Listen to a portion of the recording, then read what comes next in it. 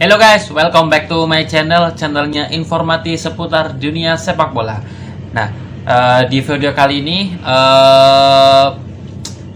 kita akan membahas mengenai drawing Liga Champions untuk musim 2021 musim 2022. Nah, bertepatan dengan drawing Liga Champions, diumumkan juga beberapa nominasi. Yang pertama adalah pemain terbaik pria UEFA, pelatih pria terbaik UEFA, dan nominasi untuk tim dari Champions League of the Season. Nah, semalam telah dilaksanakan drawing dan ada beberapa hal yang menarik yang patut kita bahas, terutama mengenai hasil dari drawing Liga Champions-nya.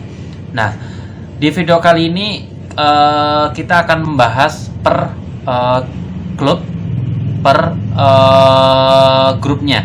Jadi di Liga Champions ini untuk pembagian grupnya terdapat beberapa pot yang ada beberapa pot. Yang pertama adalah pot 1, yaitu yang berisi juara Liga Champions musim lalu, juara Europa League musim lalu, dan juara liga utama di masing-masing negara.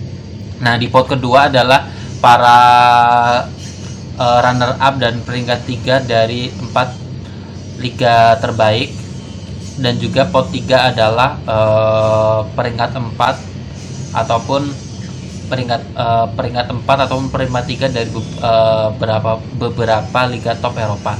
Sedangkan peringkat kelima adalah beberapa dari kualifikasi Liga Champions yang telah dilaksanakan sebelum drawing.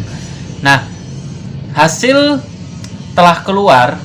Nah, ada yang menarik. Yang pertama, kita bahas mengenai grup A, yang dimana di grup A ini klub terkaya di bumi, Man City dan PSG, bertemu di grup A. Nah, di grup A ini patut kita menarik ya. Karena apa? Karena City dan PSG di beberapa musim terakhir telah mendatangkan beberapa pemain hebat. Di antaranya di PSG adalah mendatangkan Messi, Donnarumma, Sergio Ramos. Di tahun-tahun sebelumnya ada Neymar dan Mbappe. Sedangkan di City telah mendaratkan di musim ini adalah Jack Grealish. Di musim lalu beberapa pemain yang seperti Ruben Dias, Nathan Ake, dan tahun sebelumnya mereka mendatangkan Kevin De Bruyne dan lain-lainnya. Dua tim ini patut ditunggu kiprahnya, karena jika salah satu dari mereka tidak lolos, ini adalah tanda tanya besar. Karena kemungkinan di grup ini pun City dan PSG akan mendominasi. Nah, tinggal kita tunggu bagaimana ketika dua tim ini bertemu, apakah mereka akan saling mengalahkan atau hasilnya akan seri. Nah, kita beranjak ke grup B, di mana di grup ini terdapat Atletico, Liverpool, Porto, dan Milan. Di grup ini mungkin Atletico dan Liverpool tidak akan mengalami kendala ya, karena di grup ini pun mereka sangat diunggulkan untuk lolos ke selanjutnya. Yang patut kita tunggu adalah kiprah dari AC Milan yang musim lalu berhasil lolos Liga Champions melalui peringkat 3. Jadi untuk Milan ini adalah musim perdananya di Liga Champions setelah bermusim-musim tidak bermain. Oke, ke grup C, yaitu ada Sporting, Dortmund, Ajax, dan Besiktas. Sporting adalah juara Liga Portugal, Dortmund adalah peringkat kedua, Ajax juara Eredivisie, dan Besiktas adalah juara dari Liga Turki.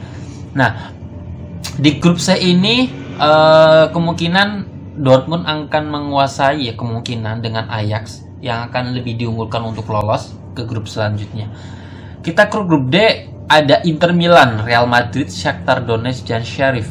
Di grup D ini Inter dan Real Madrid sangat diunggulkan saya kira, dari kalian pun juga sama, akan mengurutkan Inter dan Madrid. Sedangkan Shakhtar dan Shakhtar adalah biasa langganan di Liga Champions. Kemudian Sheriff adalah tim pertama dari Liga Moldova yang lolos ke Liga Champions.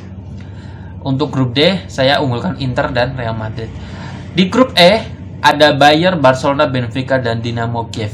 Barcelona sama Bayer udahlah merem di grup ini karena lawannya pun dibilang masih ecek-ecek ya. Jadi grup E kita nggak usah bahas, Bayer dan Barcelona akan lolos. Di grup F ada Villarreal, MU, Atalanta, dan Young Boys. Di grup F pun MU sangat diunggulkan untuk melaju ke selanjutnya. Terdapat Villarreal yang tahun lalu juara Europa League dan Atalanta yang tahun kemarin adalah peringkat kedua. Jadi mungkin di grup ini saya akan sedikit mengunggulkan Atalanta dan MU. Di grup G ada Lille juara Ligue 1 musim kemarin, Sevilla, Salzburg, dan Wolfsburg. Di grup G saya juga mengunggulkan sedikit ke Sevilla dan Salzburg atau Lille. Kalau Sevilla mungkin saya bisa katakan bisa lolos, tapi antara Lille dan Salzburg kita patut nunggu nih berapa kemungkinan dia akan lolos. Di grup H ada Chelsea, Juventus, Zenit, dan Malmo. Di grup H pun mungkin Chelsea dan Juventus sudah merem lah, pasti akan lolos ke babak selanjutnya. Di antara grup A sampai grup H yang menjadi perhatian kita adalah di grup A di grup A yang berisi City, Paris, dan Leipzig. Kemudian untuk selanjutnya mungkin grup-grupnya mungkin bisa ketebak ya, karena kebagian udah bisa kita tahu siapa yang akan lolos. Di grup A, City, Paris, dan Leipzig ini sama-sama menyusung sepak bola menyerang. Jadi mereka saling menyerang untuk mendapatkan satu pot di 16 besar. Oke, kita selanjutnya yaitu pengumuman mengenai para pemain terbaik di setiap posisi di Liga Champions. Yang pertama adalah Edouard Mendy yang berhasil memenangkan Goalkeeper of the Season. Dia mengalahkan Thibaut Courtois dari Real Madrid dan juga Ederson dari Manchester City. Terus yang kedua adalah Defender of the Season yang dimenangkan oleh Ruben Dias. Dia mengalahkan Cesar Azpilicueta dari Chelsea dan Rudiger dari Chelsea. Kemudian Midfielder of the Season dimenangkan oleh N'Golo Kante yang nominasinya adalah ada Kevin De Bruyne dan Jorginho. Kante emang sangat berperan ya di juara Chelsea. Kemudian untuk forwardnya ada Erling Haaland yang memenangkan. Untuk nominasinya adalah ada Erling Haaland, Lewandowski, dan Mbappe. Mungkin untuk Liga Champions untuk forwardnya kita patut perdebatkan ya antara Erling Haaland, Robert Lewandowski, dan Kylian Mbappe.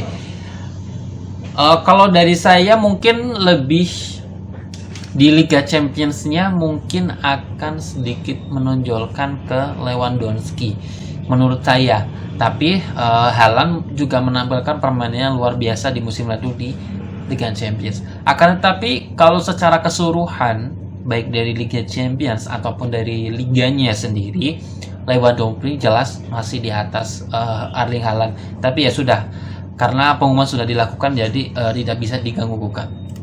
Nah, pengumuman lagi yaitu antara Men's Player of the Year UEFA dan juga UEFA Men's Coach of the Year. Nah, untuk pemain terbaik pria UEFA jatuh kepada Jorginho. Jorginho telah memenangkan Liga Champions bersama Chelsea dan juga Liga Euro 2021 untuk Italia. Sedangkan Thomas Tuchel yang berhasil memenangkan pelatih terbaik pria berhasil mengantarkan Chelsea sebagai juara Liga Champions. Mungkin dari segi pelatih patut kita berdebatkan ya, karena pelatih Italia Roberto Mancini juga berperan bagus dalam kemenangan Italia dalam Euro kemarin. Kalau menurut saya mungkin UEFA UEFA Coach of the Year, pelatih terbaik UEFA, mungkin menurut saya lebih menonjol ke Roberto Mancini, karena Roberto Mancini membentuk awal Italia dari dia tidak diunggulkan di Euro menjadi tim yang sangat atraktif di Euro sampai menjadi juara. Sedangkan Thomas Tuchel adalah pelatih yang masuk dari pertengahan musim yang merubah Chelsea menjadi tim juara, walaupun dalam tanda kutip masih ada kekurangan ataupun banyak keberuntungan di dalamnya. Contoh, di fase-fase 16 besar, 8 besar, dan semifinal mereka bertemu dengan tim-tim yang tidak terlalu besar, mungkin ke pengajuan Real Madrid di semifinal. Tapi di 16 besar dan 8 besar mereka hanya bertemu tim-tim yang tidak terlalu besar. Mereka pun menangnya juga nggak terlalu besar. Sedangkan di semifinal mereka hanya menang dari jumlah gol tandang.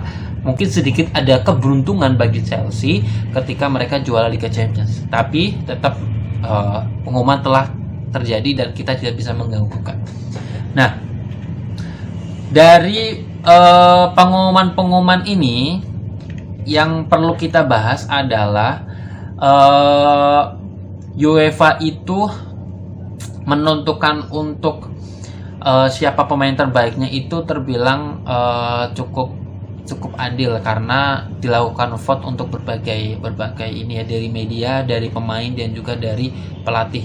Jadi untuk ini hasil pengumumannya sudah lumayan adil karena sudah dilakukan secara profesional. Jadi segitu saja informasi mengenai drawing grup Liga Champions dan pengumuman lainnya. Oke, sampai di sini aja. Sampai ketemu di video selanjutnya.